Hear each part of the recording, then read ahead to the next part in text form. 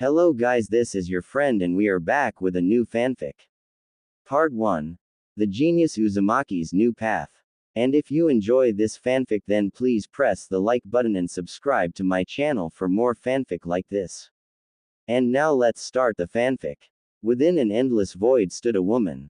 The woman possessed a regal beauty, having long flowing white hair going past her feet, pale skin, her eyebrows cut low and round, a symbol of nobility, red lipstick, clear white eyes, a slit on the center of her forehead, wearing a high-collared hime kimono which has tomos running down the center and edges of the gown adorned with intricate gold and purple lines. The most noticeable feature were the two horns sprouting from her head. This woman is Kagaya Otsutsuki, the progenitor of Chakra, rabbit goddess and mother of the Sage of Six Paths. Currently Kagaya was watching as one of the fragments of her power, the Kyubi no Kitsune, Katsumi she believed her name was, attacked the village Kanahagakure, a village founded by the previous transmigrants of her grandsons Indra and Asura. Despite being sealed within the moon by her traitorous sons, Hagoromo and Hamura, she was still able to view the events happening in the elemental countries. It made Kagaya want to laugh at Hagoromo's face, the people he had so much faith in turning his precious ninshu into weapons of war, and sealing the tailed beasts away. But it also angered her that these lowly humans still have access to her chakra. It should never have been given to them, as the reason was for her clan to not find her and kill her for betraying a member when she only wanted to start fresh in peace. Are you watching, my foolish son, because I can sense your consciousness and chakra lingering, watching how these people use the power you gave them to lie, cheat, steal, and kill each other. Imprisoning your own creations. You could have lived long but chose to die as a lowly human. Kagaya thought to herself. Just then, Kagaya saw a blonde man and red-haired woman appear on the battlefield with 3 infant boys. From what Kagaya's seen, the man was Minato Namikaze, the Yondaime Hokage, and the woman was Kushina Uzumaki, the Red Death, while the 3 babies were their newborn sons Arashi, Menma and Naruto. So, that's Asura's newest transmigrant. Kagaya thought, focusing on baby Naruto. Kagaya watched as Minato summoned the Shinigami to seal Katsumi's yin and yang chakra within Arashi and Menma respectively, while sealing the soul inside Naruto, before surprisingly the Shinigami let the man live rather than take his soul. Now interested, Kagaya watched as the family returned to Konoha, where Minato announced his sons Arashi and Menma as heroes for containing the Kyubi's chakra, everyone cheering for the newly titled twin princes of Konoha. It made Kagaya shake her head, and her sons wondered why she kept most of the humans imprisoned in the infinite Tsukuyomi. As the villagers celebrated their new heroes, the Namikaze family returned to the Hokage's office, meeting with Tsunade Senju, a member of the Senju clan, Asura's descendants, and Jiraiya of the Sannin, the latter of whom made Kagaya growl, glaring at the man. After being trapped within the moon, Kagaya eventually learned it was the Grand Toad Sage Gamamaru who told her sons of the humans she kept imprisoned in the infinite Tsukuyomi. Since then she's had a burning hatred for all toads and anyone who summons them, swearing once she was free that she'd hunt down and slaughter those worthless creatures and their summoners by taking their charka one by one. Kagaya watched and listened as Jiraiya told the new parents of a prophecy he received from the toads, of a child who bring peace to the elemental countries, making Kagaya groan in resignation when they all instantly decided Menma or Arashi was the prophecy child. Yes, because interpreting a prophecy is always smart. Kagaya thought sarcastically before frowning, changing the view where she saw Naruto in a room alone. They basically forgot their third son, instead focusing on the other 2. While Kagaya would admit she wasn't the best mother, hardly even seeing her sons due to the paranoia of her clan coming for her, she at least never favored one over the other and treating them the same amount of attention. So, to see 2 parents, people who preached about the bonds of family and friends, to ignore one of their own children just because of some prophecy told by a senile old toad with 1 foot in the grave, was truly sickening. And people called me the demon. Kagaya thought, though maybe this could be used to her advantage. Changing the image again, this time to a clan compound, specifically the Uchiha clan, Indra's descendants. Going to a specific room, Kagaya saw a sleeping baby girl, Satsuki Uchiha, the newborn daughter of the clan head, and Indra's newest transmigrant. Yes, this could work out wonderfully, thought Kagaya, smirking, activating her Byakugan. A little known fact about the Byakugan, well, hers at least, was it truly lived up to its name of the all-seeing eye. After her imprisonment, Kagaya discovered another power of her eyes. They could show her glimpses of the past, present, future, and possible futures. It's how she knew what would happen after being sealed away. Hagoromo's Ninshu, sharing chakra blindly, his sons turning against each other, all of it. Kagaya also saw Zetsu's plan to revive her, a plan so convoluted she wondered if he even considered all the things that could go wrong with it, because he only cared about himself, as shown by him causing chaos behind the scene like the typical Otsutsuki clan member, destroying life without thinking of the consequences whatsoever. This is why she hates her childish clan, boasting the fact of having incredible power by destroying planets and calling themselves so-called gods, who lord over any lesser species, that when they are on the losing end of a fight they throw a temper tantrum worthy of an angry toddler and then start whining and repeat their previous actions.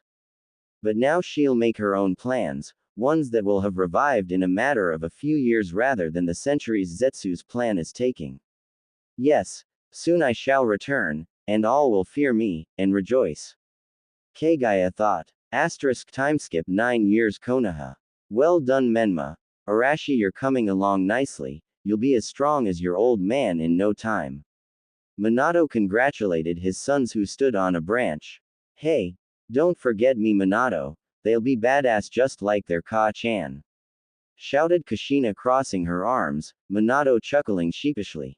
Please, we won't be strong as you two, we're going the strongest in the world, right, Ni-san? Said Menma, smirking, looking to his brother. Oh yeah, no one will be strongest than us. Arashi agreed, as both parents smiled at their children. Unknown to the family, they were being watched by someone, another boy looking at the family with cold, detached eyes from his perch in a tree. The boy was Naruto Uzumaki, Minato and Kushina's third son, and Arashi and Menma's younger brother, or as the latter two refer to him, their personal punching bag. Naruto sneered at his brother's egos were inflated further. Like most male Uchiha gaining their Sharingan, they managed to master tree walking. Big deal, Naruto had already mastered it when he was 6, did anyone praise him for it? No, because in the minds of his family and the rest of the village he was a talentless weakling, who would never compare to his brothers, with Menma and Arashi feeling the need to remind him of the fact every day. What no one but 2 other people knew was that Naruto was stronger than he let on. While his brothers were trained by their parents, Naruto trained on his own and occasionally with his best friend, preferring it that way, as then he could keep his skills a secret. It also wouldn't do no good for the villagers to hate him more. See, while Naruto's brothers were seen as heroes for containing the Kyuubi's chakra, Naruto was seen as the Kyuubi itself for containing the soul. For the first 5 years of his life, Naruto had to live in fear of the villagers, constantly looking over his shoulder. Not that it helped, as they always seemed to find him, and that's when the beatings began. Naruto lost count of how many times he was beaten to near death, then having to drag his broken body back home. He tried telling his parents what was happening, but they didn't believe him even when they saw him covered in his own blood. To his parents he was just a troublemaker that pranks people and gets in trouble, when really, it's Menma and Arashi that are the troublemakers who blame Naruto. He remembered when they were 4, Naruto had drawn a picture of the entire family and planned to show his parents in hope of them praising him for something.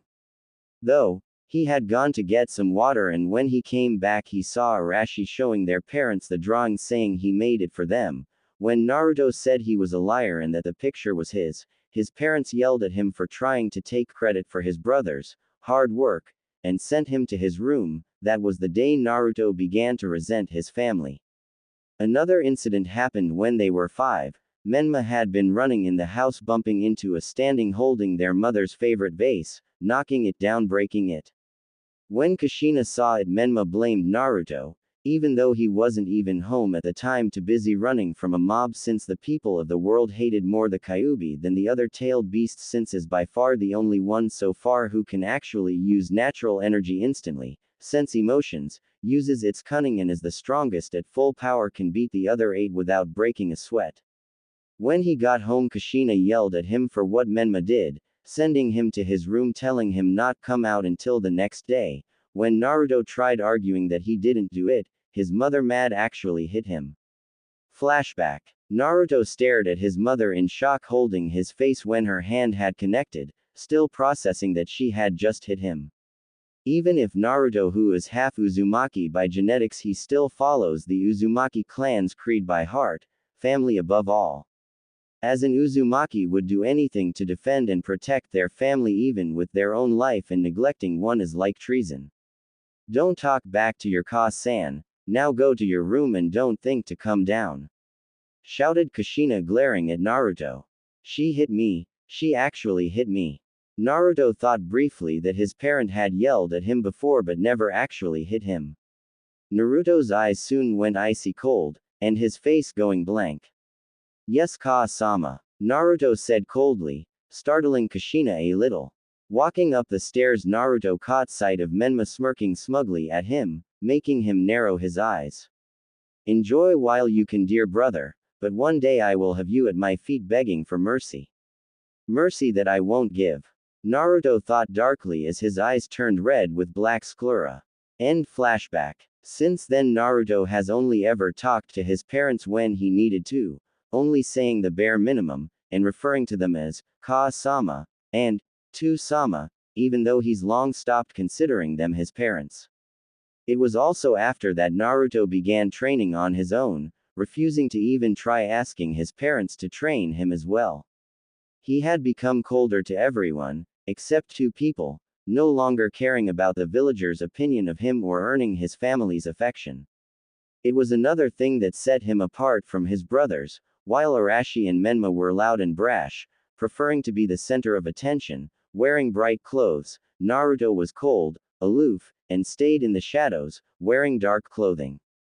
The 3 boys were also different in not just attitude but appearance. While Menma was a carbon copy of Minato with spiky blonde hair and blue eyes, Arashi had red hair like Kushina and lighter blue eyes. Naruto, on the other hand, had spiky black hair and dark blue eyes that bordered on black. His hair used to be blonde, but he dyes it black, wanting to distance himself from his family. The only thing the 3 had in common were their whisker marks. Suddenly Naruto heard footsteps approaching. Looking, Naruto smiled warmly at the person, a 6-year-old girl, with long crimson red hair tied in pigtails and bright purple eyes, wearing a white sundress. The girl looked a little before looking, spotting Naruto in the tree, smiling brightly. Ni-san, the girl shouted. Jumping down from his perch, Naruto landed in front of the girl, who instantly wrapped her arms around him. Hey there, Rumi-chan, Naruto said, rubbing the girl's head. This was Narumi Namikaze, Naruto's little sister, along with one of the 2 people he cares about. When Naruto had first learned he was going to have another sibling, he was angry, thinking he was once again going to be passed off. But when he first laid eyes on Narumi, this small tiny little thing, any anger he would have had for her faded away, and he swore that no matter what he would always be there for his precious Imouto. Can we go play, Ni-san? Asked Narumi, tilting her head cutely, though Naruto smiled sadly. Sorry, Rumi-chan, I have to go meet Satsuki soon, Naruto said, Narumi looking down sadly. Narumi then yelped, feeling Naruto poke her forehead, smiling at her. Maybe next time, Narumi-chan, said Naruto, Narumi nodding before hugging Naruto again. Happy birthday, Ni-san, Narumi said before running off. Oh right, it's my birthday, Naruto thought. It was his, Arashi, and Menma's 10th birthday, meaning he had to get gone soon, as this night was always guaranteed that he'll be attacked by a mob, and he just didn't want to be around sheep kissing his brothers' asses. Later, Naruto sat in a clearing behind the Hokage monument, looking up at the full moon. Soon he heard the bushes rustling. Looking, Naruto saw a girl his age coming out, brushing and stray leaves off. The girl had long waist-length black hair with a blue tint, onyx-colored eyes, pale skin, wearing white shorts, a navy blue high-collared shirt with the Uchiha symbol on the back, and blue kunoichi sandals. Satsuki-chan. Naruto greeted giving a two-finger salute. Oh, you're here already, sorry if I kept you waiting, said Satsuki, Naruto waving it off. It's fine, I haven't been waiting that long. Naruto replied a small smile as he looked at the girl. Satsuki Uchiha, Naruto's first and best friend. They had met each other 3 years ago, when she had caught him training alone. After that, they always trained with each other whenever they could, Satsuki even inviting him over to her home a few times. Her mother Makoto was a nice woman, always asking him how he was and even supervising his and Satsuki's training. Naruto would even say she was more of a mother to him than Kushina ever was. Her father Fugaku was fine, but Naruto sensed his emotions that included mostly disappointment and regret even if he doesn't show it, while her brother Itachi was alright, if a tad creepy, along with Naruto not really trusting him considering he was in Anbu and reported to Minato. Though 2 years later, a tragedy struck, the entire Uchiha clan, besides Satsuki, was massacred by Itachi. Something was suspicious about the massacre, that how only one person could kill the majority of the clan even with their guard down on one night. Not even Itachi could have killed the police force that some were twice his age, and how could the Hokage and the elders would accept it when there were more peaceful options to avoid a coup? Even Danzo would have kidnapped the children to turn them into his emotionless root nins. After that, Satsuki shut out everyone, except Naruto, who refused to leave her side the entire time. Though she didn't show it, Satsuki was grateful for Naruto staying by her side. It also didn't help that everyone began treating her the same as Naruto's brothers, only she had it worst, being a girl, with several people trying to get control of her being the heiress of the Uchiha clan, and even some people on the council wanting to turn her into breeding stock to repopulate the Uchiha clan. She'd sooner go rogue than let that happen. Besides, she's only interested in one guy, Satsuki idly thought, glancing at Naruto. Sitting beside Naruto, they both looked up at the moon, nothing needing to be said. So, how are they? Asked Satsuki after a while. The same, I heard the pervert and the hag were going to let them sign the toad and slug contracts, Naruto responded, Satsuki nodding, aware of Naruto's less than stellar relationship with his family. Just then they both noticed something strange. Naruto-kun, is it just me or is the moon turning red? Satsuki said. No, I see it too, said Naruto, suddenly feeling drowsy. Oh, good eye, though it was just me. Satsuki trailed off before she and Naruto fell asleep. While the full moon took on a completely red appearance with black concentric rings and 9 tomos, 3 in each ring. Moon. Opening his eyes, Naruto groaned, rubbing his head, looking around, frowning, seeing he wasn't back where he was. It was in a large forest clearing, and it was daytime. His eyes then fell Satsuki waking up a short distance away. Wah! What just happened? Where are we? Satsuki said. I don't know, said Naruto, just as confused.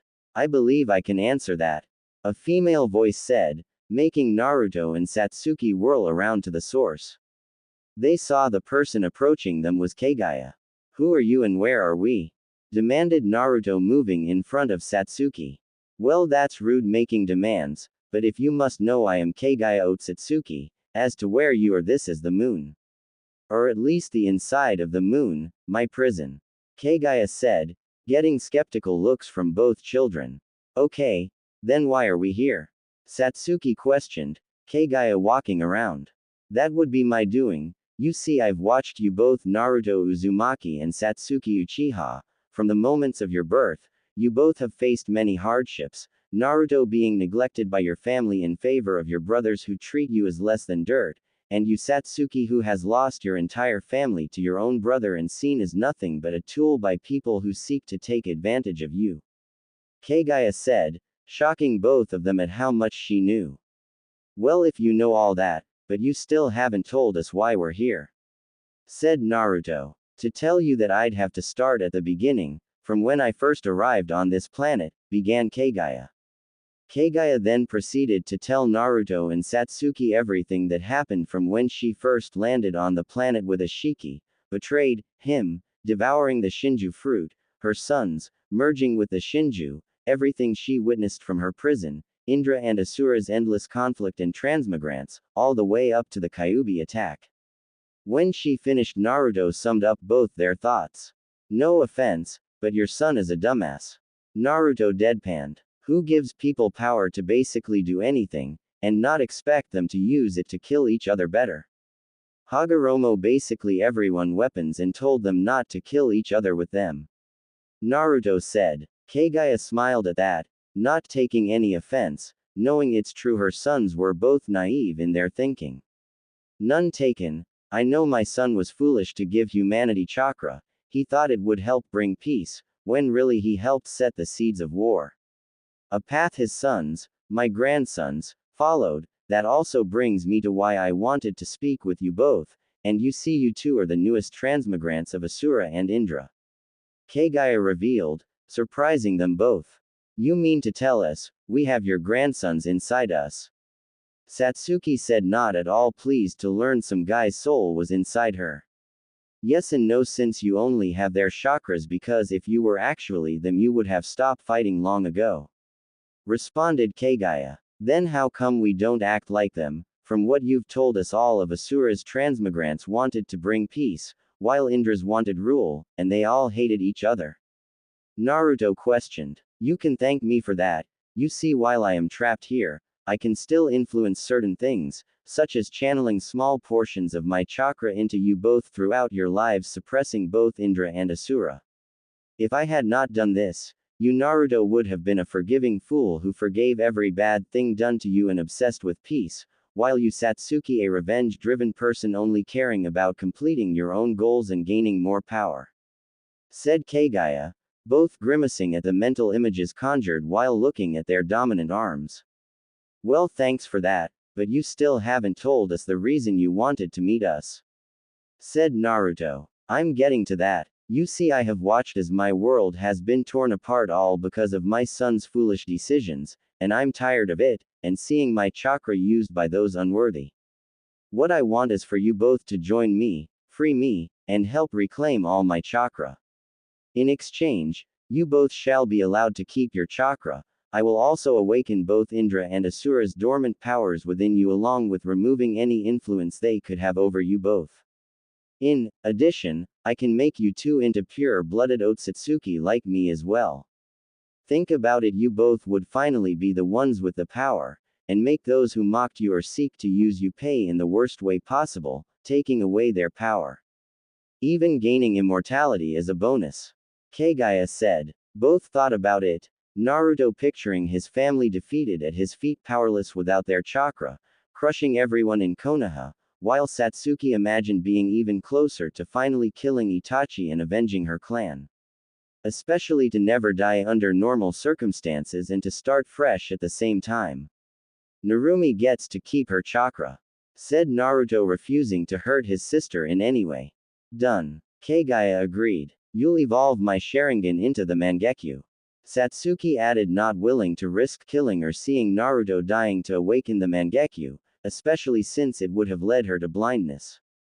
Of course. Said Kagaya. And we will be equals in this. We won't be anyone's servants or underlings. Said Naruto. Yes. So, do we have an agreement? Kagaya said. Naruto and Satsuki looked at each other, nodding. Good. Now hold out your dominant arms. Said Kagaya. Doing so, Naruto held up his right while Satsuki held up her left. Grabbing both their hands, Naruto and Satsuki felt power surging through them, while also feeling something being erased, Asura and Indra. Then as quickly as it came, it stopped. I have awakened your powers. You Satsuki now have access to your Mangekyo Sharingan, despite that you already unlocked it, and like Indra you will not have to worry of going blind from overuse, and possess the 6 paths yin power. You Naruto will be able to access 6 paths Sage Mode, the wood-style Kekkei Genkai, and the 6 paths Yang power. Kagaya explained. Naruto and Satsuki awed at the new power they now have. What now? Asked Naruto, eager to test his new powers. Now we talk with your tenant Naruto. Kagaya said as the surroundings changed to a sewer with a giant cage. Behind the cage were two giant blood-red eyes looking down at the three people. Naruto and Satsuki both knew this was the Kyuubi's soul, Naruto having always known and having told Satsuki. Hello Katsumi. Kagaya said to the tailed beast that holds half of the Jubi's power. Katsumi stepped out of the shadows showing her full glory, though being noticeably smaller and malnourished due to losing all her chakra, before shrinking down transforming into a teenage girl.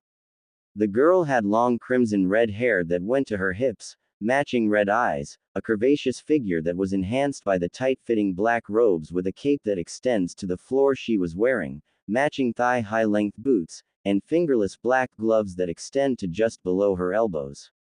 Kagaya. Katsumi growled. Now is that any way to talk to your Ka-san? Kagaya said mockingly, much to Naruto and Satsuki's surprise. Don't flatter yourself, you psychotic bitch. Scoffed Katsumi, turning away. Oh, pity, and here I was going to offer to restore your chakra, but if you don't want to listen then I'll just reabsorb you. Kagaya stepping forward, Katsumi now shaking her head fearfully. Wait. Let's not do anything rash, I'll hear you out, alright. Said Katsumi, not wanting to be absorbed back into Kagaya. She never wanted to become part of the Jubi again, she enjoyed being alive, aside from being sealed away 3 times and controlled twice. Good girl. Now my offer is that I'll restore you to full power, free you from the seal, and make it so you can never be sealed again. In exchange you will stay with Naruto and Satsuki to help them in my resurrection. Kagaya said, Katsumi narrowing her eyes. And what about my siblings? Questioned Katsumi. While they may not always get along, they're still family, even if she was arrogant due to boasting about having more tails means more powerful, but they are the only family she has left. They will be sealed within the demonic statue of the outer path, to become part of me once again. Kagaya said as if it was obvious. No way. Unless you agree to leave them alone, I'm not helping. Katsumi said, Kagaya feeling her eye twitch. Fine. I will make a compromise as I'll take the majority of your siblings' chakra, leaving behind small portions so they may replenish it over time, letting them live. Said Kagaya, since all she really needed was the tailed beast's chakra, not their souls. Katsumi nodded reluctantly. It was better than all of them simply becoming the Jubi again. And what about me? Am I just supposed to hand over my chakra after I get it back? Katsumi said, Kagaya raising a delicate brow. I never said I'd get you your chakra back, I said I'd restore it. The chakra sealed in those 2 fools will be absorbed into the statue. Said Kagaya. Katsumi nodding slowly, thinking it's better than just losing her chakra again, even if she blames herself in secret due to her arrogance and pride. Though still, the old man did everything he could to seal Kagaya away. Could she really turn her back on the man who created her, her own father? Kagaya noticed Katsumi's hesitant, and knew it was due to her loyalty to her son, but Kagaya knew how to break that loyalty. If you're worried about betraying my son, tell me, would it not be fair after all the times he betrayed you and the other tailed beasts? Said Kagaya, Katsumi growling at her, wishing she wasn't locked behind the cage. The old man never betrayed us, he's the one who freed us from you and the Jubi. Katsumi growled. Really, are you sure his intentions were pure? That you didn't trade one cage for another? Countered Kagaya. Think about it, Katsumi.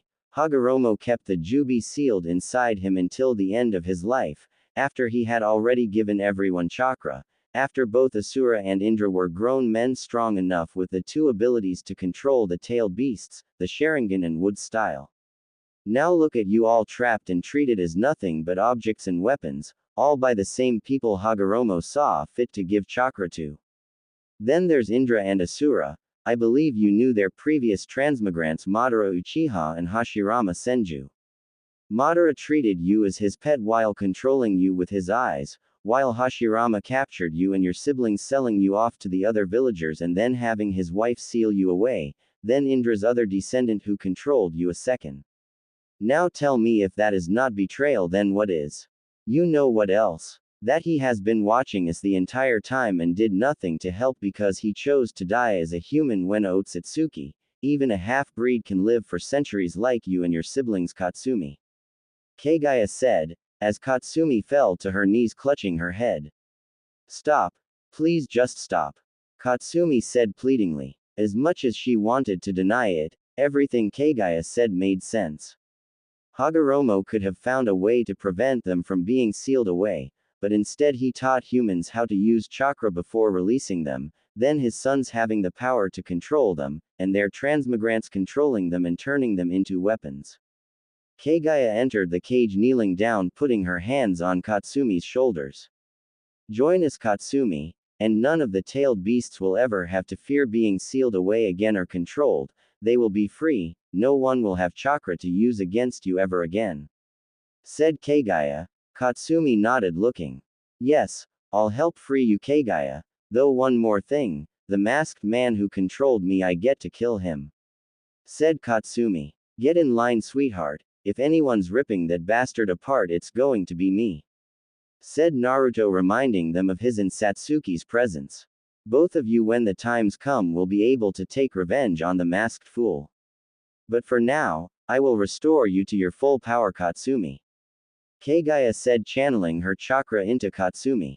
Instantly Katsumi felt her power returning, making her grin viciously at being back to full power. While the seal keeping her locked away melted away. It's done, you're now free and all your chakra has been restored. Said Kagaya, standing up. So, what do we do now? Asked Satsuki, crossing her arms. Now, you return to your bodies and train in your new powers, collect the tailed beast chakra, and it has to be willingly, just in case, seal it within the demonic statue, then we will achieve our plan to stripping humans of chakra. Kagaya said, as Naruto and Satsuki began fading, showing they were returning to consciousness. Also, don't tell anyone about this meeting or your new powers to no one. Said Kagaya seriously, knowing the wrong people would eventually find out. Nodding, both Naruto and Satsuki faded away. While in the shadows, two pair of red eyes with black sclera watched Kagaya, but the minute she sensed it disappeared into the shadows. Maybe staying inside Naruto is better than being inside the moon. Kagaya said, smirking. Real world. Opening his eyes, Naruto sat up, finding him and Satsuki back in the clearing. Was it just a dream? Naruto wondered. I wouldn't too sure about that. Said Satsuki, looking at her hand. Why is that? Questioned Naruto. In response, Satsuki showed him her left palm, where a black crescent moon was located, along with channeling chakra into her eyes, activating her Sharingan, which had 3 tomos, before it evolved into 3 intersecting ellipses. Shocked, Naruto looked at his right hand, seeing a white sun symbol. I wonder. Naruto thought, remembering Kagaya said she awakened the wood style in him. Placing his hand on the ground, Naruto channeled chakra through it, causing several flowers to grow. Okay, now that's cool, said Naruto with a smirk. He wished he could rub it in his family's faces that he has the bloodline of the Shadaime Hokage, before using it to lock Arashi and Menma in a cage. But knew he couldn't unless wanted to answer questions he'd rather not. Don't get a swelled head, boy. A female voice, getting both their attention. Looking, they saw a fox kit sitting nearby, a fox with red eyes. Katsumi. Naruto said, Katsumi rolling her eyes. Who else would it be? Yes, it's me, boy. Said Katsumi, jumping on Naruto's shoulder. Don't get any ideas, boy, I just prefer you to the Uchiha until you prove yourself to gain my trust. Katsumi said, growling at Satsuki. She didn't care if she was friends with the boy, she's been controlled by 2 Uchiha before and she'll be damned if a third time happens. So, I guess now we train in our new powers. Said Satsuki. Yeah, I just wish I could show Arashi and Menma, just to see the fear in their eyes when they see I have the power now. Naruto said, a sadistic gleam in his dark blue eyes. Well, try to control yourself, you'll get your chance eventually, for now just be patient. Satsuki said, Naruto nodding reluctantly. Fine, though we should probably get going. Though tomorrow we'll start training, said Naruto, Satsuki nodding in agreement. No one in the elemental countries could be aware of the consequences of what happened that night. For that one meeting marked the beginning of the end. The end of the shinobi era. 4 years have passed since Naruto and Satsuki's meeting with Kagaya, since they have trained in secret to master their new abilities. For Satsuki it was easy as she had access to the Uchiha clan's jutsu library, along with the scrolls on the Mangekyo Sharingan to learn what abilities it granted her. Though she could only get so far with scrolls and the only people she knew who awakened the Mangekyo were her cousin Shisui Uchiha and her brother Itachi, the former of whom was dead while the latter Satsuki intended to kill. It didn't help that while she wouldn't go blind from overuse of her Mangekyo, it still put a strain on her eyes that temporarily rendered her disoriented. Naruto meanwhile had it harder as he couldn't risk going to his own family's jutsu library, along with it not having any scrolls on the wood style. Luckily that was easily solved by breaking into the Senju compound, with the only living Senju, Tsunade, not staying in the compound. But Naruto learned quickly before he could learn wood style, he first had to master water and earth style, the two elements that made up wood style. On top of training they also had to track down the other Jinchuriki and the demonic statue, which apparently was no longer in the moon, meaning someone possessing the Rinnegan managed to summon it.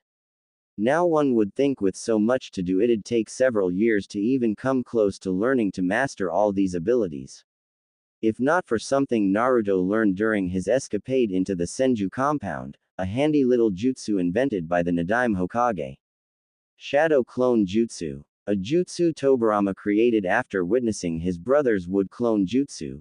The jutsu itself creates physical copies of the user with each clone having an equal amount of chakra from the original. The clones are able to perform jutsu and fight, though one good hit will cause them to dispel. But what really had Naruto's attention was the Shadow Clone Jutsu's other ability: anything a clone learns, or experiences was transferred back to the original. So, if someone created a single clone and both the clone and original trained for an hour, then the clone dispels, the person would feel like they trained for 2 hours. With shadow clones, Naruto and Satsuki would be able to cut years' worth of training into only a few months. It took them a few hours before they could successfully perform the shadow clone jutsu, though while they could now create clones to assist in their training, they soon learned there was a limit to how many they could create. Naruto, already possessing large chakra pools thanks to his Uzumaki heritage, and held Katsumi as he could create over 1,000 clones, combined with the power Kagaya gave him, boosted that number to 2,500 clones. Satsuki, on the other hand, while having larger than average chakra pools, was only able to create 10 clones, while with the boost she got from Kagaya the amount went up to 50. So, every day Naruto and Satsuki both went to their training ground making as many shadow clones as possible and set them to work. For Naruto, he had 500 clones work on taijutsu, another 500 worked on chakra control, another 500 worked on calligraphy and fuinjutsu, another 500 worked on awakening the Six Paths Sage mode, 300 were assigned to begin mastering Naruto's 3 basic elements of water, earth, and wind, while the final 200 clones Naruto sent out into the elemental countries to locate the other Jinchuriki and the demonic statue. Satsuki meanwhile divides her clones in 5 groups of 10. The first group worked on increasing her chakra pools, the second worked on taijutsu, the third worked on refining the few jutsu she already knew, the fourth worked on mastering her 2 elements of fire and lightning, while the final 10 worked on mastering her Sharingan, as even though she has it fully unlocked didn't mean she knew how to use it. She knew Itachi had mastered the Sharingan to the point he could put someone in a genjutsu just by pointing at them. The real Naruto and Satsuki worked on increasing their strength, speed, and agility, as while the shadow clones transfer back everything they learn and experience that didn't include physical attributes. Once his clones had come far enough in fuinjutsu, Naruto places gravity seals on both himself and Satsuki, both set at 5 times gravity, so that when they came off they'd get a major speed boost, while increasing the seals by times 1 whenever they started getting used to them. Naruto also made progress in his Six Paths Sage mode, being able to call on it, though he couldn't hold the cloak long as it put a strain on his body. While Satsuki made progress in Mangekyo abilities, having a special affinity for Amaterasu which she could shape and control in her own unique, blaze style, being able to shape the black flames in a variety of ways, whether as a shield, a weapon, usually a blade or arrows, combining them with hers and Naruto's techniques. She could also summon Susanoo rib cage and an arm, but still had trouble fully manifesting it. Satsuki even managed to copy a jutsu from someone neither she nor Naruto particularly liked, Kakashi Hatake, Naruto because of being his father's student and Satsuki because the man shamelessly read smut in public and he had something that didn't belong. The jutsu she copied was one she very much enjoyed, the Chidori, an S-rank assassination jutsu that she has already made different variations for it. Even Naruto could learn the Chidori due to being a natural sensor and won't suffer from tunnel vision. Even Satsuki found out that she is also a sensor too.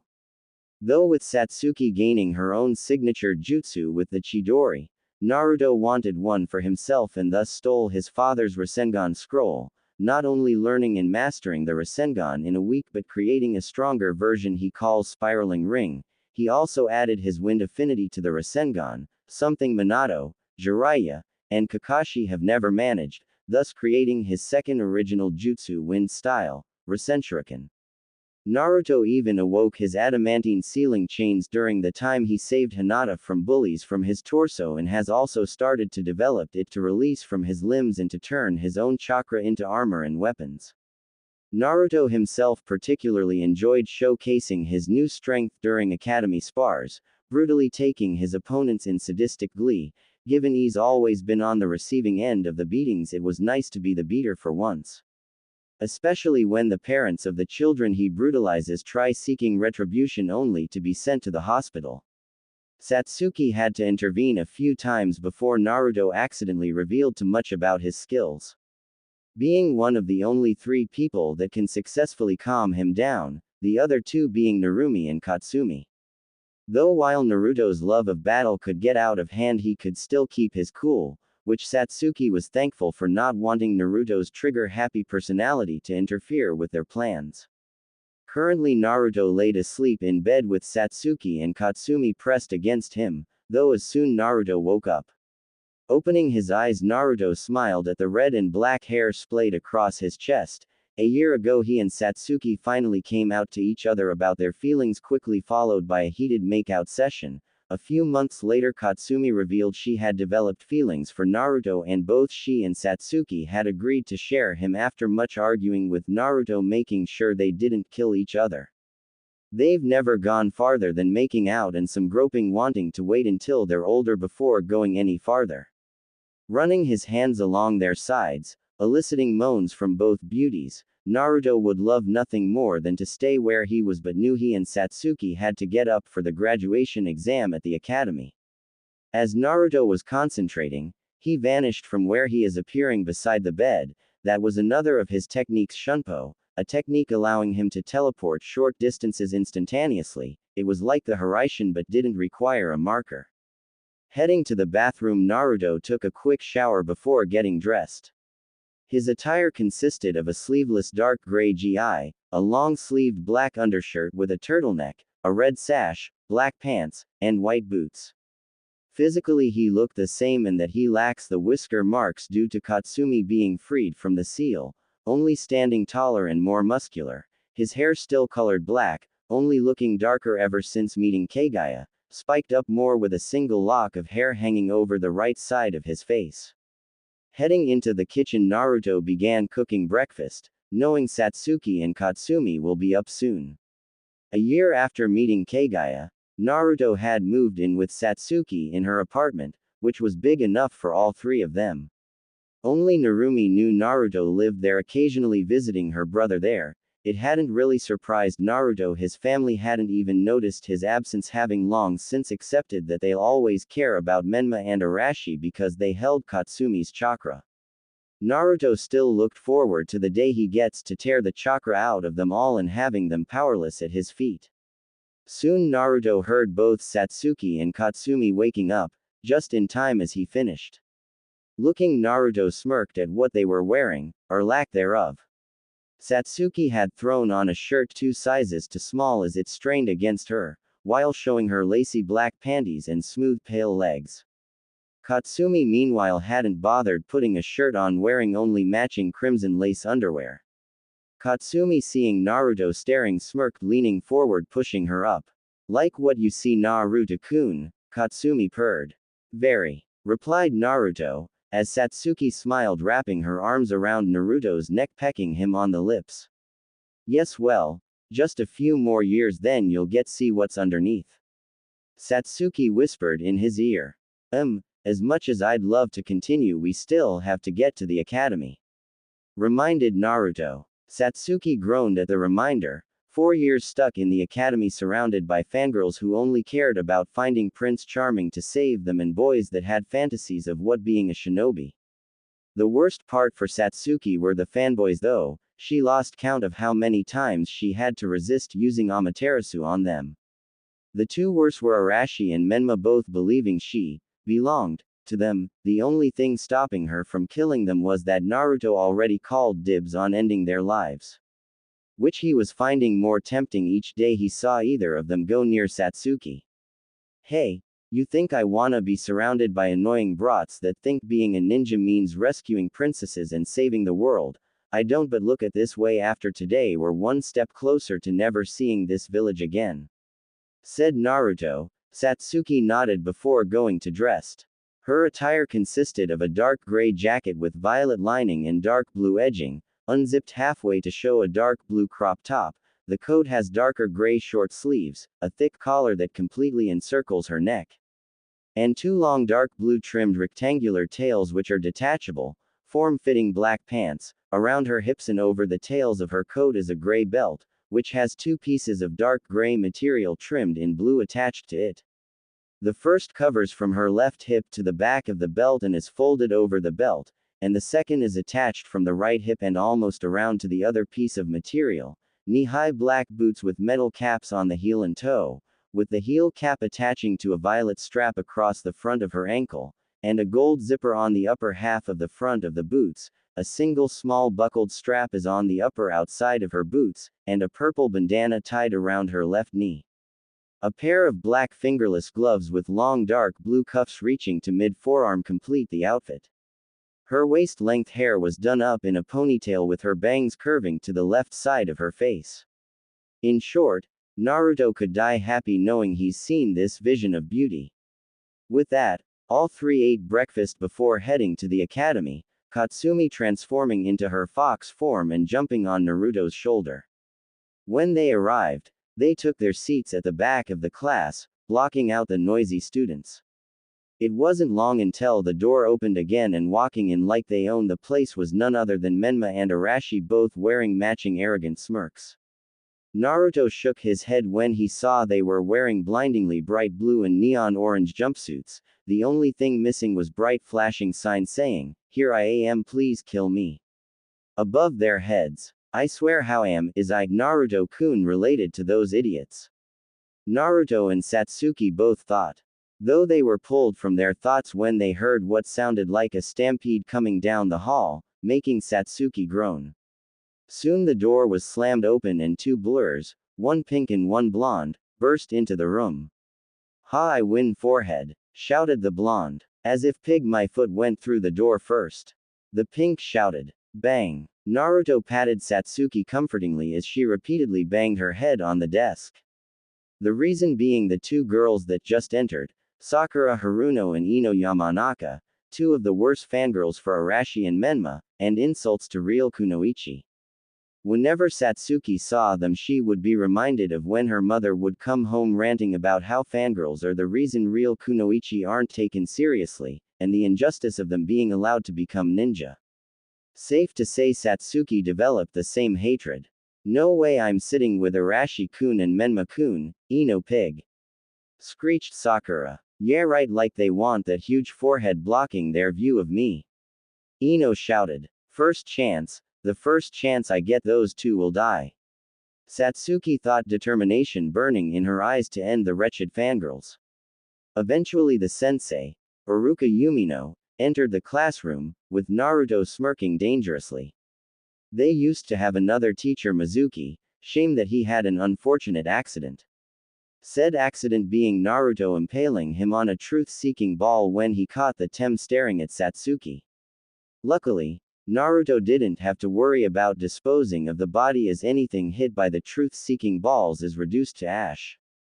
Alright everyone settle down, said Iruka gaining a tick mark when no one listened. I said shut up you little brats. Iruka shouted using his big head no jutsu. Instantly everyone quieted down making Iruka nod. Alright as you all know the graduation exam is today. First is the written test then the practical test where you'll show your mastery of the substitution, transformation, and clone jutsus. We will begin the written test now, said Iruka before passing out the tests. The test lasted an hour, with Naruto and Satsuki finishing at the same time followed shortly by Sakura. Once the test was finished, Iruka collected the papers and started the practical test. When I call your name come into the back room and demonstrate the 3 jutsu and receive your forehead protector if you pass. Shino Aburame, called Iruka, said boy going into the room coming out shortly with a headband around his forehead. On it went Iruka called students some coming out with headbands, some not looking down sadly at failing, a few even running out crying.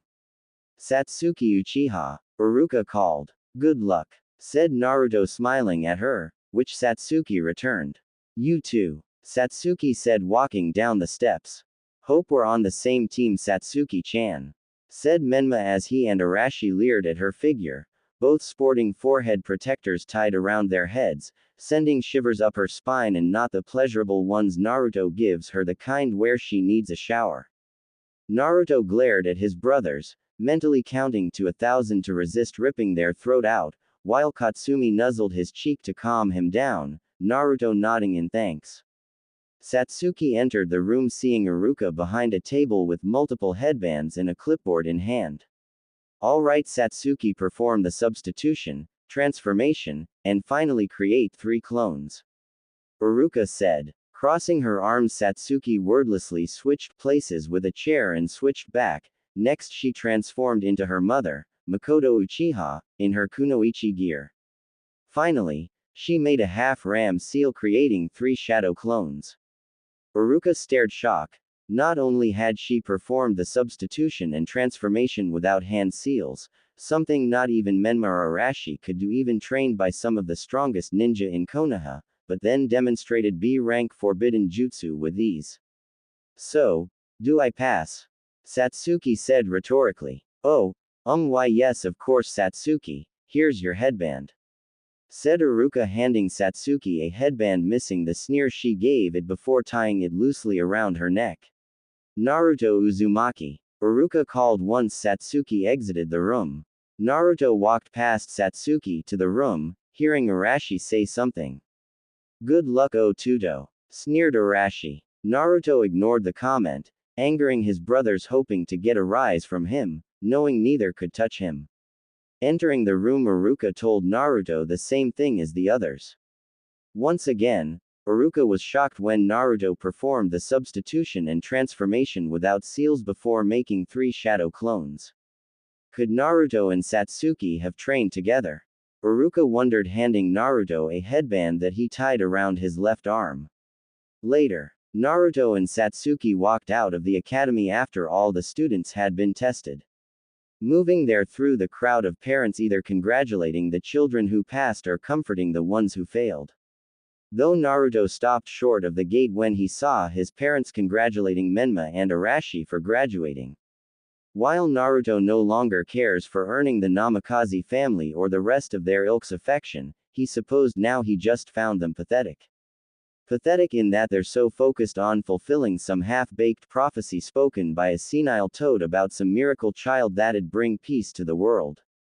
Hey, are you alright? Asked Satsuki, shaking him a little. Yeah, just contemplating how delusional they all are. Naruto replied. Suddenly Naruto was tackled by a red blur nearly knocking him down. Ni-san, you passed. I knew you would, I just knew it. Cheered Narumi, as Naruto smiled patting his sister's back. Of course, I passed. Did you expect anything less?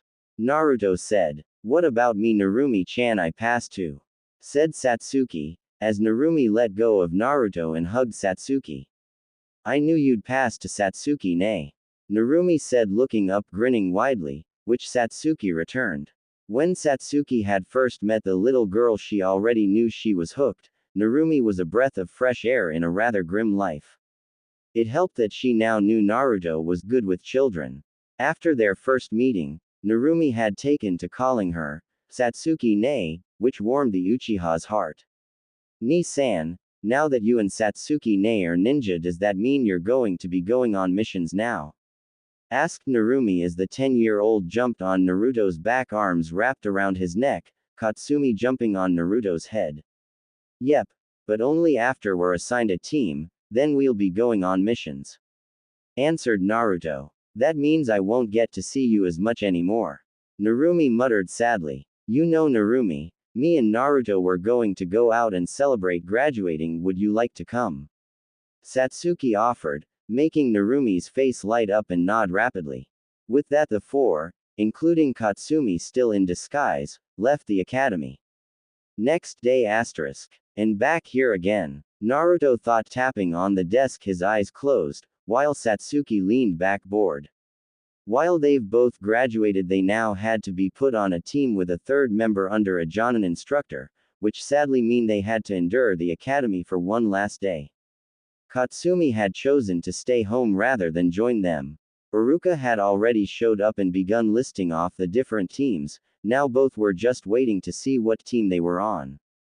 Team 7, Menma Namikaze, Arashi Namikaze, and Sakura Haruno under Kakashi Hatake. Said Iruka. Yeah, true love conquers all. In your face, Ino pig. Shrieked Sakura, much to Naruto and Satsuki annoyance. Don't. Naruto whispered to Satsuki without opening his eyes. One word, that's all it'd take, and I'd have ended that howler monkey. Hissed Satsuki, her Mangekyo Sharingan already activated, ready to unleash black flames on the fangirl. As much as I'd love to see that, you do realize we'd be forced to make a quick escape for murder. So, just hold yourself back, and when the chance presents itself, you can incinerate as many fangirls as you want. Said Naruto, Satsuki smiling sadistically at the thought. Team 13, Naruto Uzumaki, and Satsuki Uchiha under Kushina Uzumaki. Said Iruka. Naruto's eyes snap open. What? Growled Naruto, not expecting this. While he likes being on a team with Satsuki, his mother being his instructor though wasn't something he could tolerate. Now your senseis will be here soon, so for now relax and wait. And once congratulations on becoming ninja of Konoha. Said Iruka, leaving the classroom. It didn't take long before Kushina walked in with two other Jonin instructors. Team 8 with me, said the red-eyed woman. Team 10 with me, the man said. Team 13, meet me at training ground 13. Kushina said before shining away. Naruto and Satsuki followed in a Shunpo and a lightning Shunshin respectively, surprising Kushina that they knew how to teleport. Naruto, I didn't know you could use Shunshin. Said Kushina, looking at her son. Yeah, there's a lot about me you don't know. Naruto said with more bite than intended, making Kushina flinch a little. Anyway, let's start off by introducing each, your likes, dislikes, and hobbies.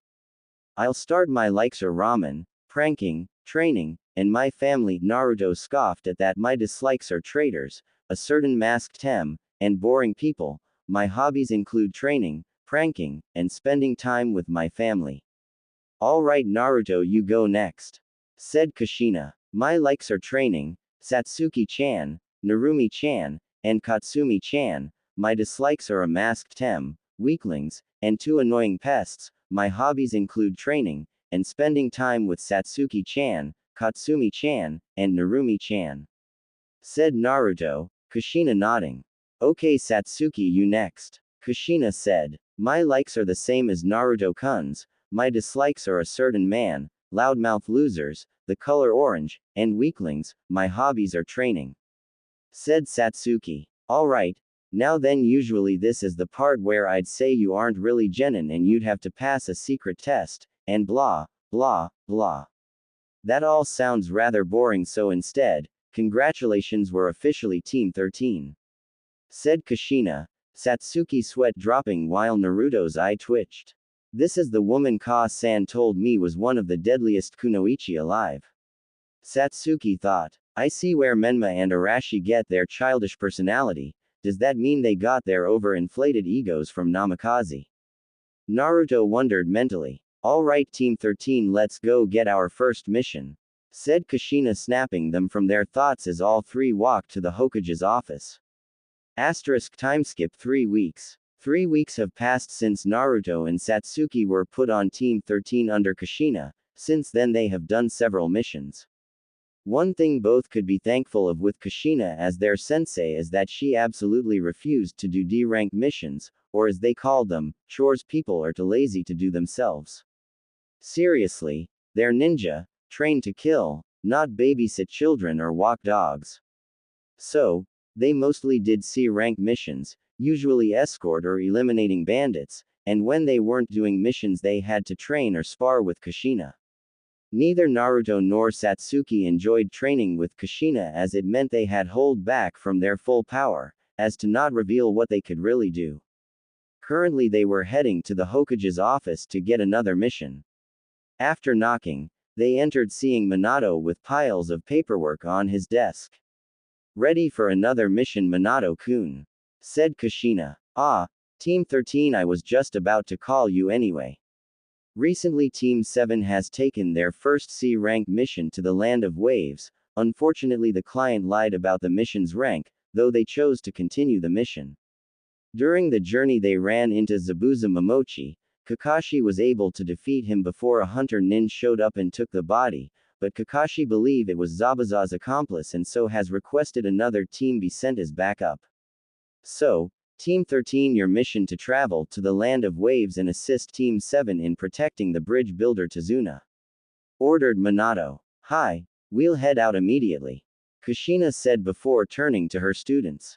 Alright team, meet at the gates in an hour after packing all the supplies you'll need for this mission. Said Kushina, Naruto and Satsuki nodding before teleporting away to pack. However, Naruto made a quick stop at Anbu headquarters, sneaking into where they keep records of all the Anbu members and their completed missions.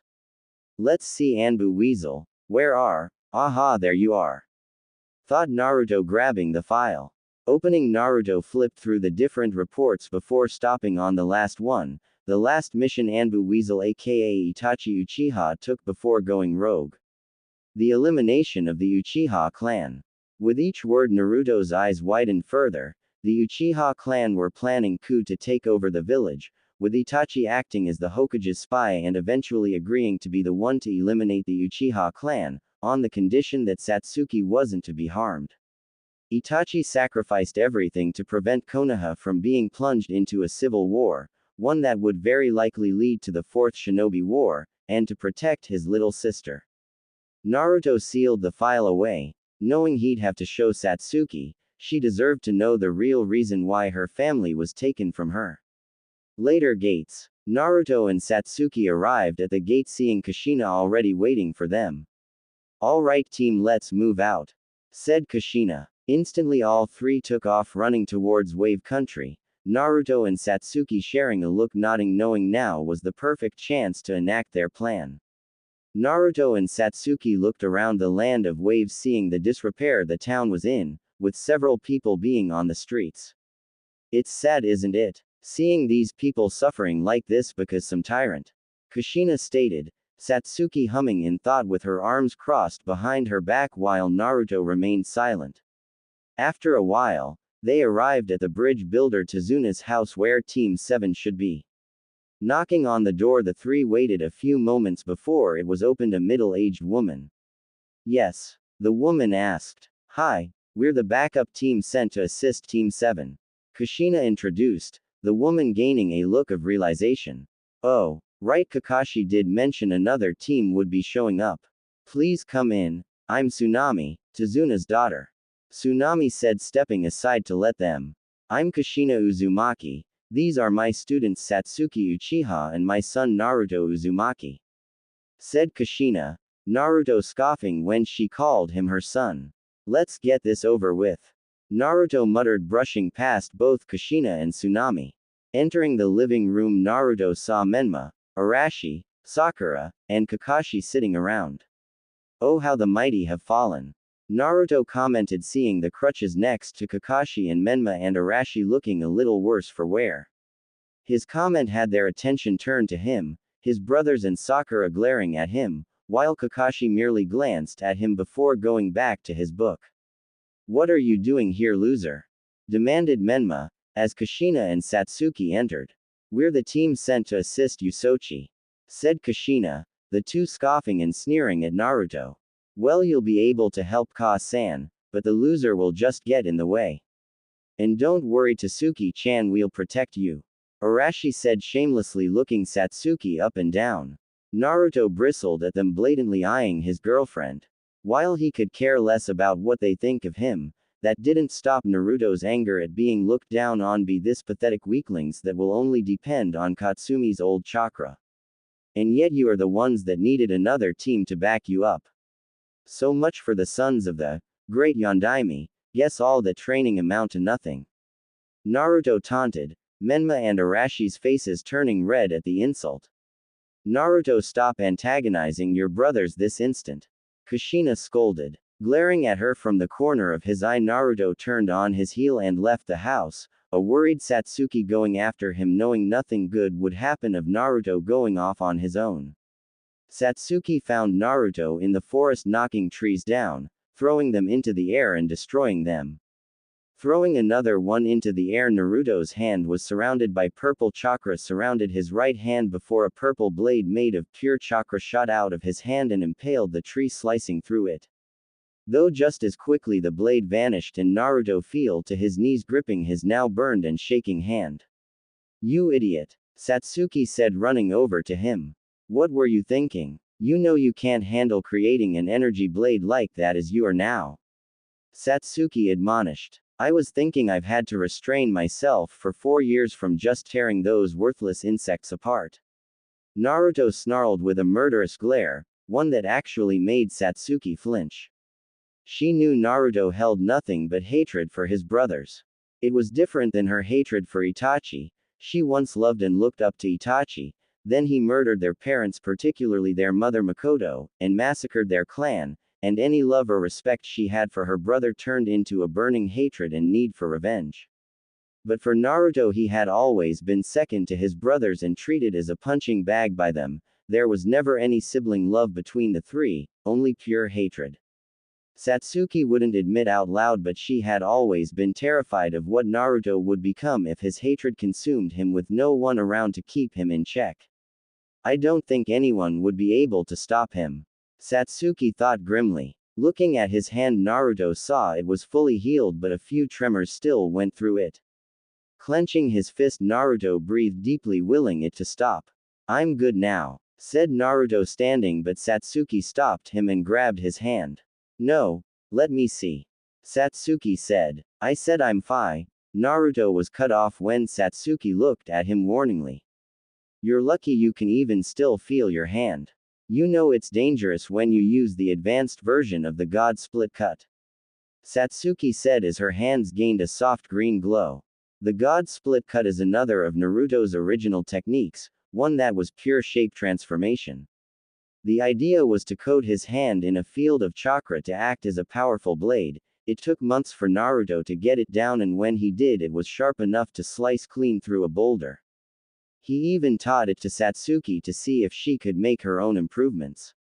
But Naruto didn't stop there, wanting to create more powerful versions. So far he's only been able to create a blade of pure energy that was more powerful than the God Split Cut and used to keep his opponents at more of distance. He called it Violent Fierce God Slicer. Of course, whenever Naruto tries using it, he damages his hand and runs the risk of permanently damaging the nerves in his hand, only able to use it safely when using the aura he creates with his Six Paths Sage mode. His body just can't handle the power, so Satsuki made him swear to use it as a last resort, at least until he can find a way to use without damaging his hand. Satsuki soon finished healing his hand. She had learned basic medical ninjutsu knowing it'd be good for one of them to learn it. There, you're luckily it wasn't anything permanent. Satsuki said. Naruto didn't say anything, merely looking at Satsuki intensely. Looking up, Satsuki locked eyes with Naruto. For several moments, both of them just looked at each other. After a few moments, Naruto raised his hand, grabbing a strand of Satsuki's hair that fell in front of her face and brushed it behind her ear. Satsuki said, a faint blush not used to Naruto doing anything like that. Before we left Konoha, I found something that you should know about, said Naruto suddenly while pulling out the file he took.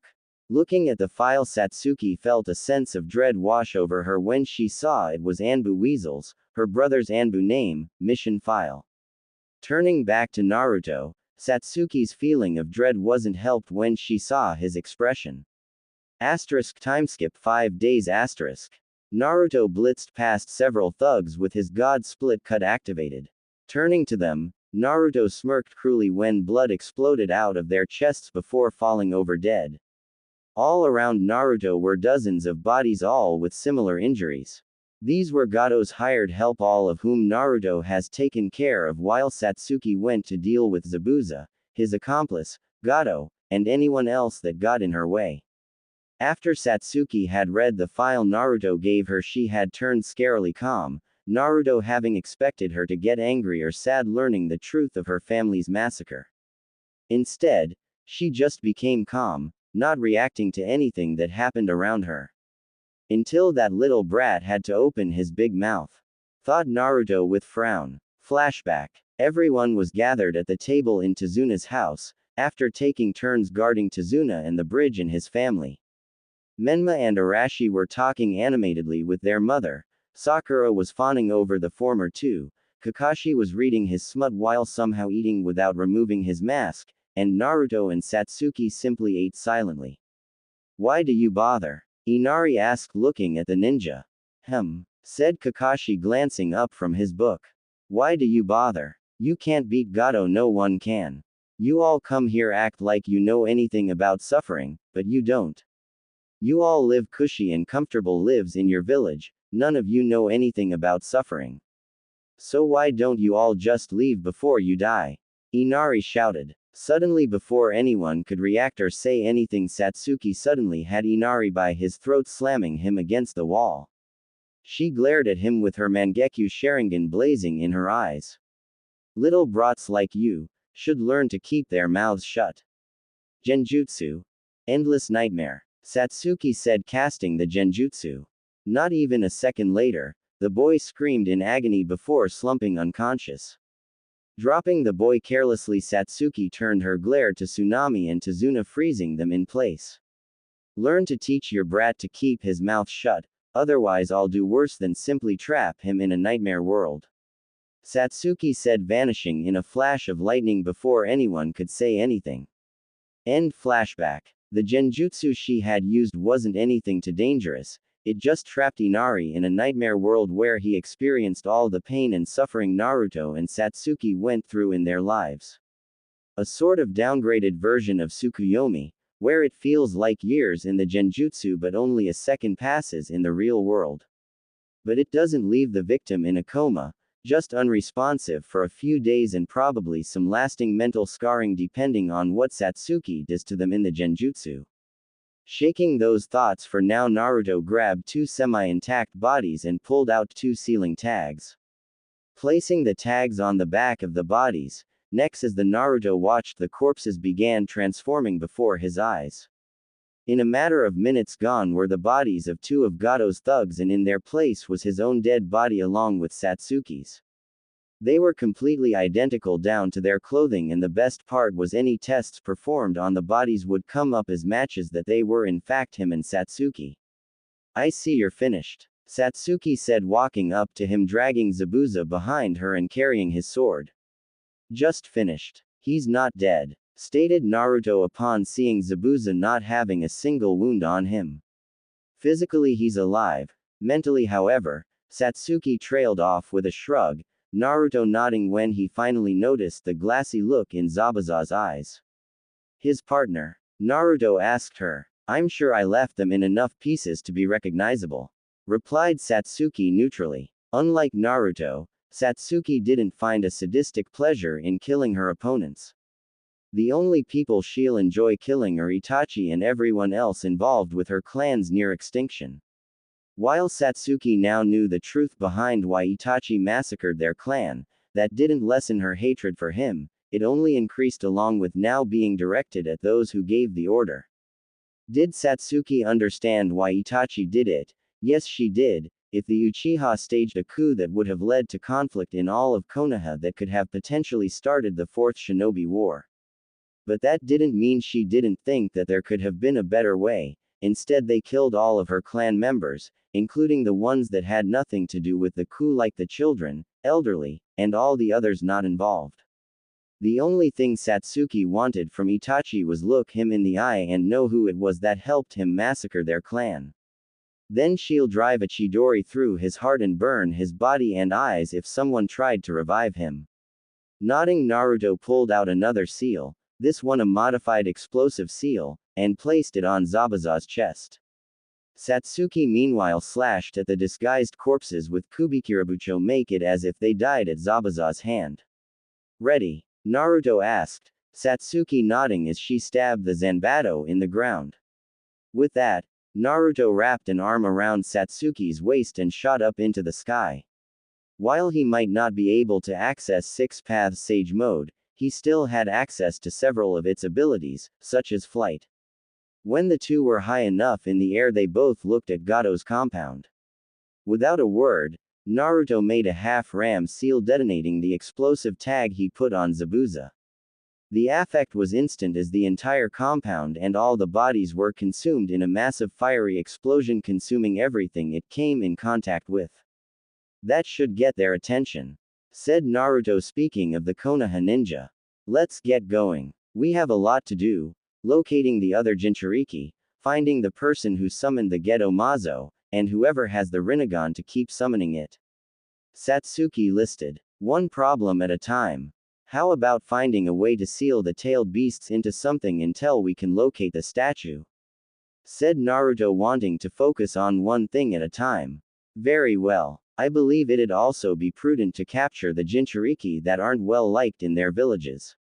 If they aren't liked, it'll be easier to take them and not worry about repercussions. Satsuki added. Then your best bet would be the Jinchuriki in Suna, Iwa, and Taki. Those villages either only use their Jinchuriki as weapons or don't care about them. It'd be best to avoid the Jinchuriki in Kumo, as they're not only liked, but the Hachibi's Jinchuriki is the Raikage's brother and can access a full-tailed beast transformation. Katsumi said from within the seal. While she was free, she could still freely enter and exit Naruto's mind, having learned the living conditions from eavesdropping on conversations between Kushina and Minato. Even she has Kagaya inside Naruto for company. Even with her pride, she knows that Naruto can become stronger than her and Kagaya combined eventually. Sometimes it was useful. Her previous host was the wife of a Kage. You never know what you'll learn. Grunting in annoyance, Naruto frowned at the last part. He would have loved to go against a fully realized Jinchuriki. However, he knew his limits and wasn't about to go against an opponent that could crush him. It'd be best to go after the Suna and Taki Jinchurikis, since those villages only have one each, while Iwa has two. Said Satsuki after a moment. Alright, but first, what about something to keep the tailed beasts sealed in when we extract them? Naruto reminded. While they'd be able to seal Kaide into an object, the Nanabi needed something stronger to hold it, or that the Jinchuriki willingly join us. I may have a solution. Katsumi spoke up. What is it? Naruto thought. The amber purifying pot. It's one of the treasured tools the sage left behind. It's able to record the voice of anyone that responds to the wielder. If you're able to get the Jinchuriki or my siblings to respond to you, you can seal them in the pot until you get the Gedo Mazo. Katsumi explained. Great. Where is it? Asked Naruto. Kumo, replied Katsumi while looking off to the side and began whistling innocently. Naruto's face went blank while his eye twitched. Of course it is. Naruto thought. Naruto relayed what Katsumi told him to Satsuki, who cursed silently that one of the possibly best ways to capture the tailed beasts was in the one village they wanted to avoid until they were stronger. How about for now we focus on increasing our own strength, and if we come across a Jinchuriki then we'll capture them and figure out things from there. Naruto suggested. That'd probably be best for now. Agreed Satsuki. While they're both strong, compared to people who are cage level or higher they're still weak. Naruto could only hold his Six Paths Sage mode for a few moments before he had to release it. He still needed to practice more mastering wood style before it was strong enough to restrain a tailed beast, not to mention he's still working on a few jutsu he want improve on, namely adding his other elements to his Rasenshuriken and chakra chains, and a more powerful version of spiraling ring. Satsuki meanwhile needed more practice with her Mangekyo as while she didn't need to worry about going blind, they still put a strain on her eyes. She could only really use Amaterasu effortlessly being able to summon, extinguish, and manipulate the black flames. But, Susanoo was still difficult to summon fully, so far she's only to summon the basic upper skeleton. If she wanted any hope of facing larger opponents she'd need to work on creating a full-body Susanoo but to also make it move and react faster as a full-body Susanoo is powerful but lacks the speed and once she completes it she can use it without the Mangekyo. She's also working on different for her Chidori, even working on a way to using natural lightning. They both realized they had a lot of work to do. Timeskip 4 days Konoha. Minato looked up when the door to his office opened showing Kushina, Menma, and Arashi. The Hokage noticed that Kushina looked to have been crying recently. Kushina, you're back already. Why are you with Menma and Arashi, shouldn't they with their own team? And where are your students? Minato asked with a frown, Kushina looking ready to cry again while Menma and Arashi scoffed. The idiot got himself blown up trying to fight Zabuza. Sneered Menma. And he had to drag Satsuki along with him. Arashi said with a scowl that the loser got Satsuki killed. What? Said a quiet voice getting the four's attention. Looking they saw Narumi standing in the doorway. Naruto ni and saw Satsuki ne, are dead. Narumi said looking at her Ka-san pleadingly that it wasn't true. Unfortunately her other brothers to take hope from her. That's right brat, the loser finally did us all the favor and got himself killed. Arashi said cruelly. Yeah, now we don't have to put up with that waste of space anymore. Added Menma neither of the two caring if they hurt their sister with their words as both boys didn't like their sister for taking away attention that should rightfully be theirs. Narumi felt tears gather in her eyes at every word her mean brothers said. Naruto and Satsuki were dead, gone, she'd never be able to see them again. Menma and Arashi continuing to mock Naruto didn't help, as Narumi covered her ears trying to block them out but it was no use, as she couldn't block out what she just heard. Menma and Arashi's taunting of Naruto was suddenly cut off when Narumi let loose a loud piercing scream, while dozens of golden chains shot out of her back. The chains instantly shot out towards a shocked Menma and Arashi, and impaled into their arms, legs, sides, and every other non-lethal area of their bodies, while two chains stabbed both boys right between their legs cutting away what made them both male. Both boys screamed in agony at being impaled by the chains and at the loss of their manhoods, though their screams were cut off when more chains wrapped around their throats strangling them. Meanwhile Minato and Kushina snapped out of their shock seeing their daughter activate her adamantine sealing chains and prepared to stop but soon found themselves restrained by the chains as well, though thankfully not impaling them like with Menma and Arashi. They couldn't escape as their chakra was quickly suppressed and they knew it was hopeless to try breaking the chains that are strong enough to hold the Kyuubi. Shut up, shut up, shut up, shut up. Narumi screamed glaring at them all through tear-filled eyes. This is your fault, Narumi said to her parents. If you had just trained Ni-san then he wouldn't be gone. But you didn't, you only cared about them, said Narumi venomously towards Menma and Arashi who both started turning blue from lack of air. All because of some stupid prophecy by some stupid old toad that smokes all the time. Narumi said remembering Naruto telling her the reason why their parents focused so much on Menma and Arashi. And now he's gone. My brother's gone and it's all your fault. Screamed Narumi, her chains lashing out wildly. Narumi sweetie, just calm do. Minato started only to be cut off. No. You aren't my parents anymore and they were never my brothers. I only have one brother and a sister, and they're gone because of you. I hate you. Narumi shouted, running out of the office, her chains releasing the Namikaze family. Menma and Arashi hit the ground unconscious from lack of air and blood loss from their injuries. Minato quickly went to check on his sons and get them to the hospital. Kushina meanwhile curled up into herself crying, as not only she lost a son she's neglected, but also her only daughter. And it was all her fault. As she left the office, she went into the forest of death to calm herself down as she was crying to herself. How dare they, her former brothers, not care about Naruto and Satsuki being dead? She asked herself after showing her family what she can actually do. Hey, what is a girl like you doing in this forest at night? Anko asked Narumi. Just trying to cool off. Narumi answered her. Why? Anko asked her. As Narumi explained to Anko about Naruto and Satsuki's deaths and that she disowned her family. Even the physical abuses they did to him just for having the Kyuubi's soul inside him. Her brothers, saying that they were grateful that Naruto died but angry that Satsuki did. This made Anko very angry that she unknowingly changed into her level 2 curse seal mode, which scared Narumi a bit until she saw her scaly hands, and suppressed it until she became normal again.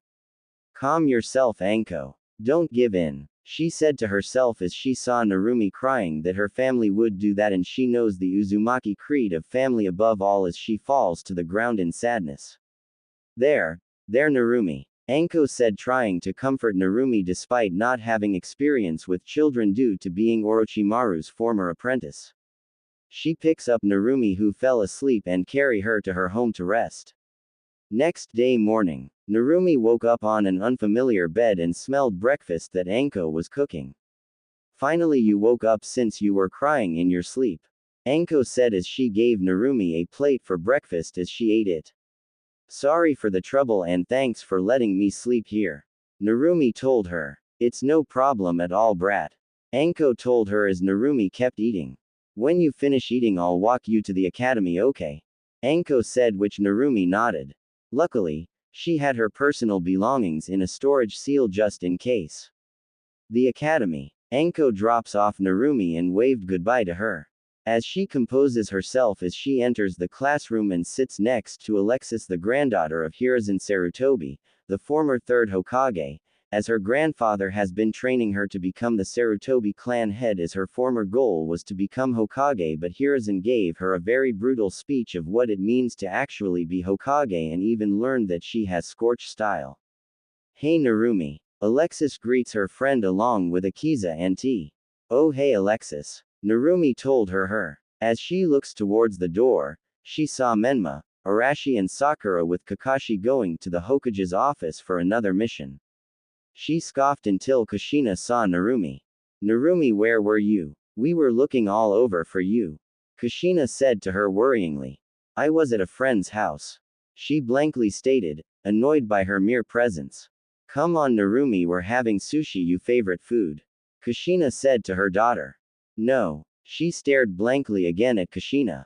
What? Kushina asked. What part of disowning you guys you didn't understand, because the only ones who I had as a family are dead and I want nothing to do with you ever again, you shitty mother. Narumi shouted at Kushina, whose hair was standing like 9 tails menacingly. How dare you say I am a shitty mother?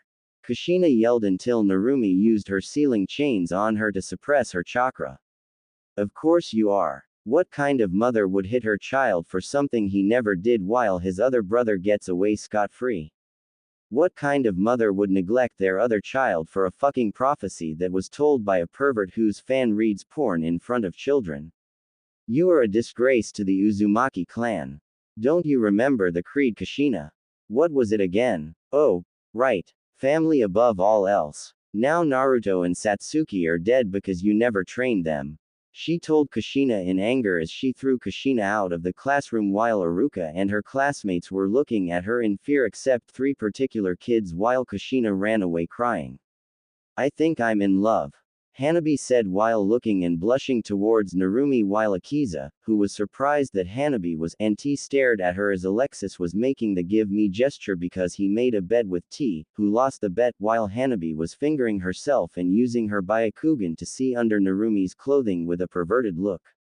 Now I understand why Onisan had a crush on Naruto.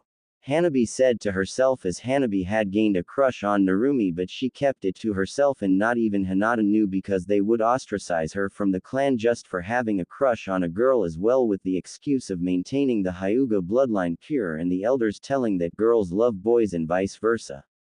Especially when she remembered the incident when Arashi and Menma insulted Naruto's name again because the new bridge in Wave Country was dubbed the Great Naruto and Satsuki Bridge in honor of the 2 heroes who stopped Gato and his goons as they sacrificed their lives.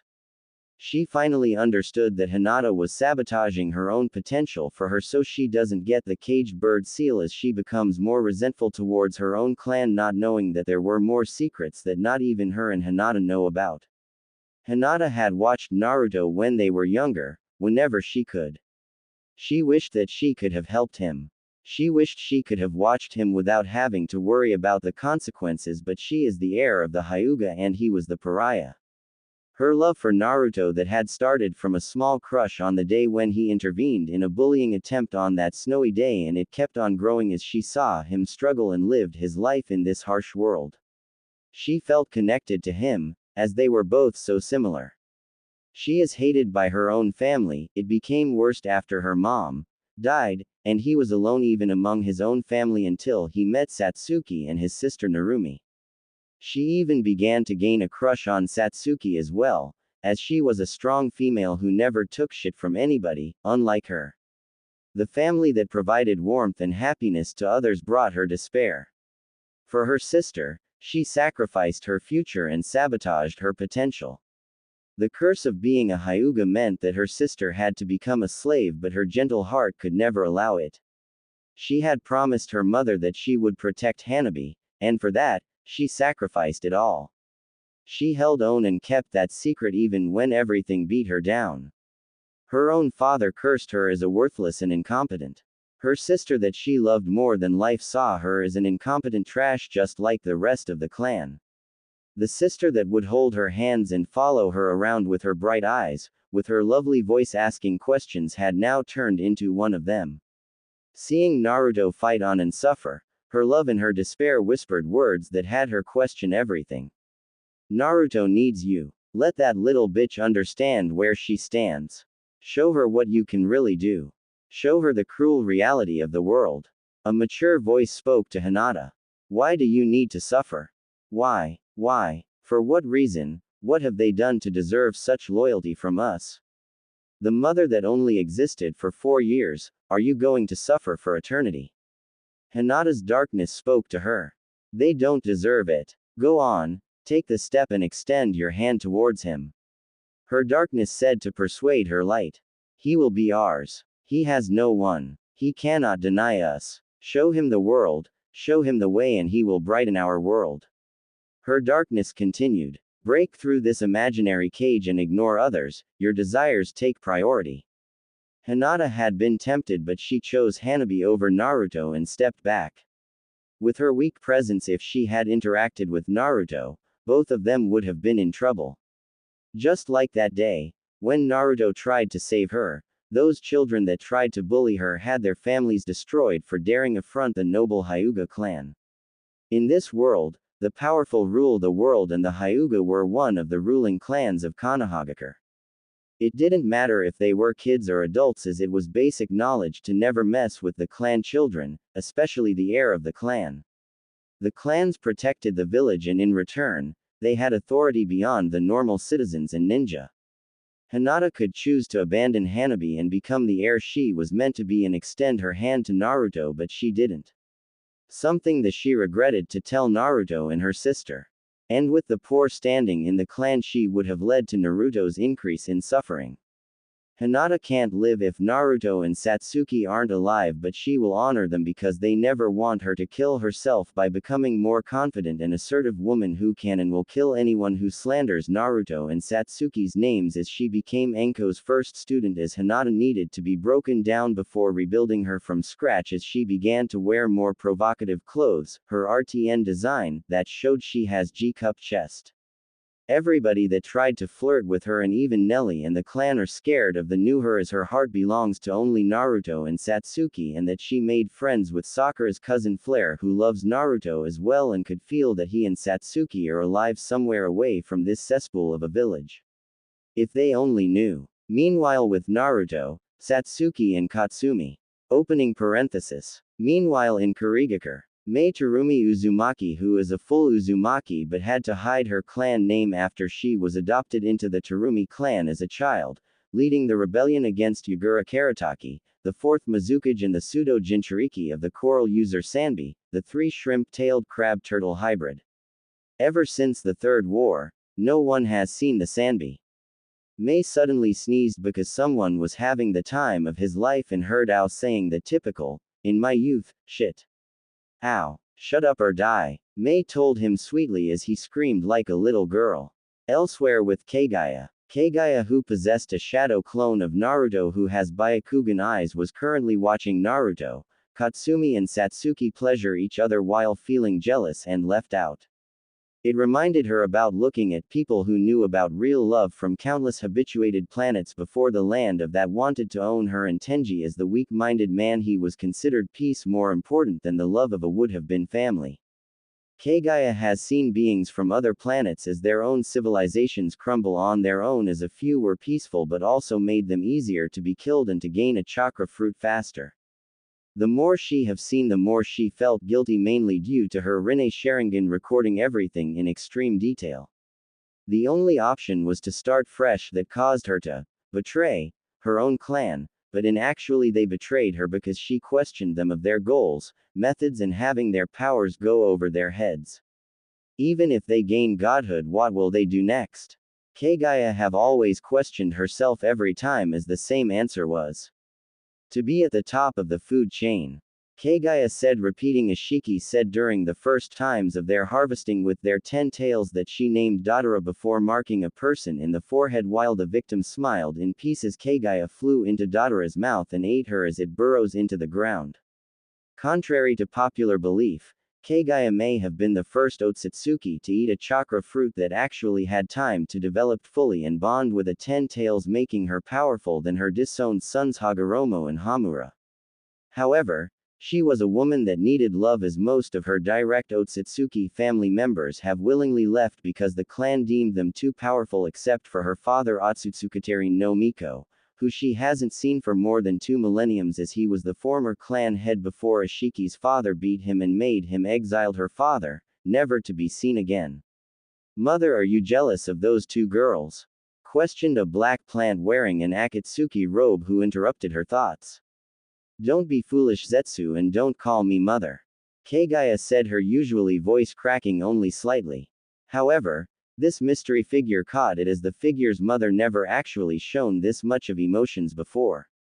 His is 3x bigger than Tenji's, she thought with a slight nosebleed as she composed herself.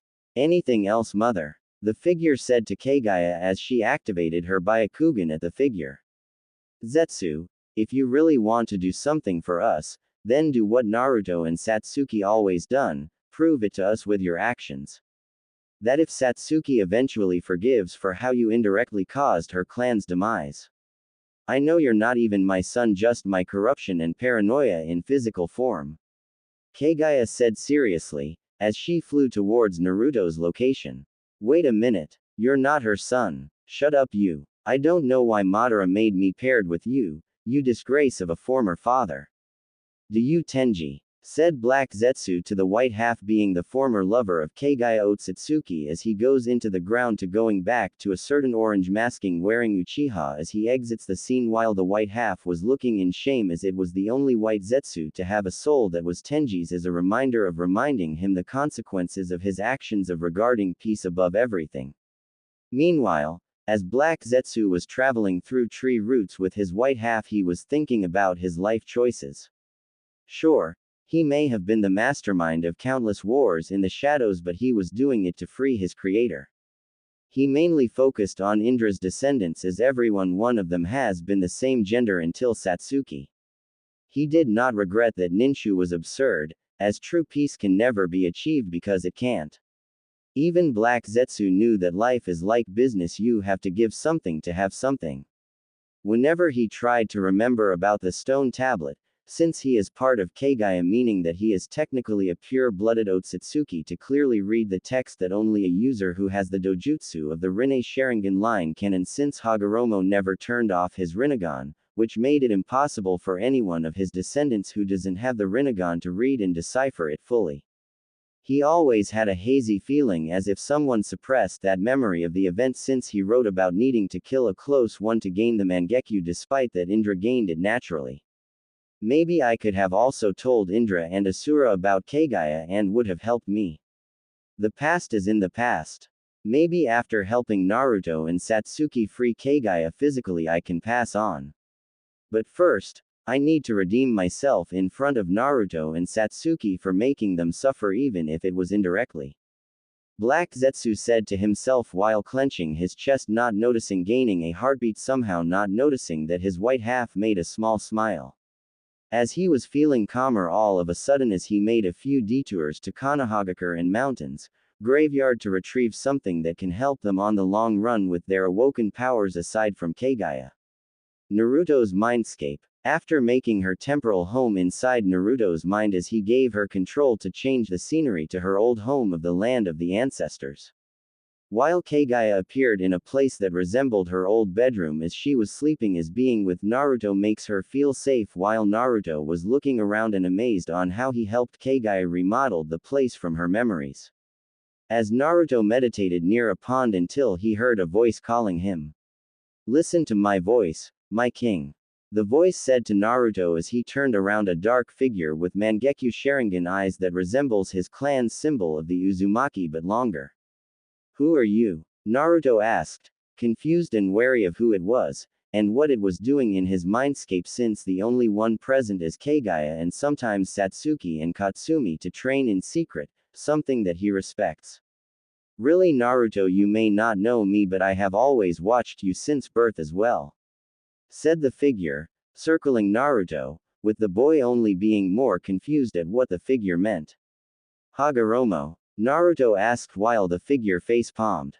"Do not compare me with to that pathetic know-it-all that would listen to a pathetic disgrace of a toad than to his own family and thinks that he knows all when he knew nothing, even when the biggest threat was looking at him right in the eyes." The figure ranted because it also hated Hagoromo as well when it heard about Kagaya's grandsons. "What are you talking about?"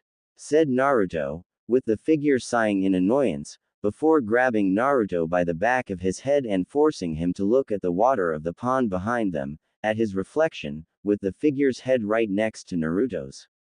"Think about it. Hated for something out of your control since birth, despite that sealing Katsumi with the excuse of keeping balance between villages, but did we had a choice? No, we didn't. Look at us. We were hated, despised, ostracized and neglected by our own family because a prophecy is more important than our needs. Those feelings don't go away, so where does it all go?" said the figure, with Naruto looking at their reflections as realization slowly dawned on him. "You," Naruto said, while turning his head to the figure, as it let him go. "Yes. Every dark thought and negative emotions you have suppressed before. I'm all of them given form when Katsumi tried to use me to free herself until Kagaya came into our lives. Or at least, a developing form. For simplicity's sake, call me Naruto.